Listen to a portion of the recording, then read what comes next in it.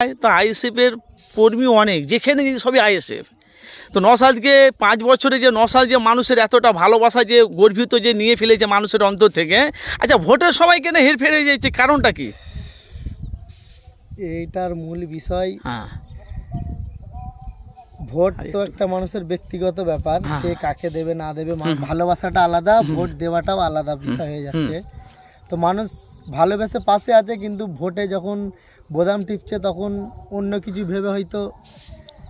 কিন্তু বাংলার মানুষ বলছে রাজ ক্ষমতা নওশাদের হাতে আসবে, আজ হোক 2 বছর বাদ হোক 5 বছর আগ, ইনশাল্লাহ আশা তো তখন বলছে বাংলাকে পরিবর্তন কিভাবে করতে হয় সেটা নওশাদ করে দেখিয়ে দিবে।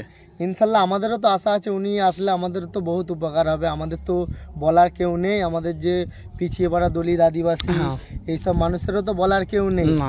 ওনার জন্য উনি যদি ক্ষমতায় আসে ইনশাল্লাহ আমাদেরও খুব ভালো হবে, পিছিয়ে পড়া মানুষেরও খুব উপকার হবে, আসলে তো ভালো জিনিস। আচ্ছা, বাংলা তো মুখ্যমন্ত্রী তো অনেক কিছু কাজ করছে, বাংলা মানুষের বহুত কাজ করছে, আপনারা জানেন করছে, তবু কিন্তু বাংলার মানুষ চাইছে না।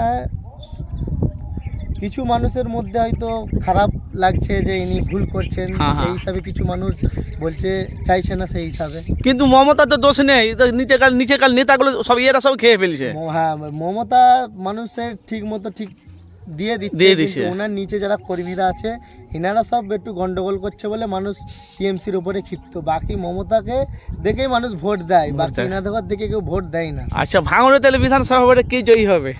তো আশা আছে তো নওশাদ ভাই, জানি তো উম্মিদ আছে। কিন্তু ভাঙড়ের মানুষ তো বলছে নওশাদ ছাড়া কোনো গল্প হবে না।